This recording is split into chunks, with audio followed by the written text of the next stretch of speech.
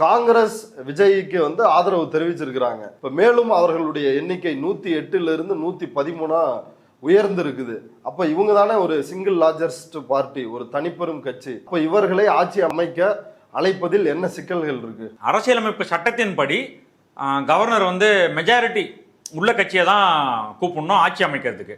ஆனா இப்போ அது இல்லாததுனால அடுத்த நிலை என்னன்னா சிங்கிள் லார்ஜஸ்ட் பார்ட்டி யாரோ அவங்கள தான் கூப்பிடணும். இதுதான் சுப்ரீம் கோர்ட் கைடன்ஸ் படி அவங்க டைரக்ஷன் பல வழக்குகள்ல இதுதான் சொல்றாங்க. அதுல 3 படிநிலைகள் சொல்றாங்க. எஸ்ஆர் பொம்மை வழக்கு இது மாதிரியான வழக்குகள்ல சுப்ரீம் கோர்ட் சொன்ன வழிமுறைகள். அந்த 3ல முதல் விஷயம் ப்ரீ போல் அலையன்ஸ், அதாவது தேர்தலுக்கு முன்பே கூட்டணி வைத்திருக்கிறவங்க நாங்க கூட்டணி வைத்து தேர்தலை சந்திச்சோம், எங்களுடைய நம்பர்ஸ் இது அப்படின்னு சொல்லி சொன்னாங்கன்னா அவங்கள முதல்ல அழைக்கணும். அதான் ஃபர்ஸ்ட் ப்ரிஃபரன்ஸ், ஆட்சி அமைக்க கூப்பிடணும்.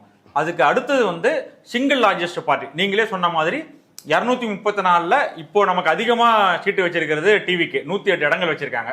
அப்படின்னா அவங்கள அழைக்கணும். அது 2வது ப்ரிஃபரன்ஸ். ஏன்னா முதல் ப்ரிஃபரன்ஸ் இல்ல. ஓகேங்களா? அப்ப 2வது நிலையில இருக்கிறத நம்ம அழைக்கணும். அப்படி பார்த்தா கவர்னர் டிவிக்கேவை முதலமைச்சர் பதவி ஏற்றுக்கிறதுக்கு விஜயை அவங்க ஏத்துக்கணும். 3வது போஸ்ட் போல் அலையன்ஸ்.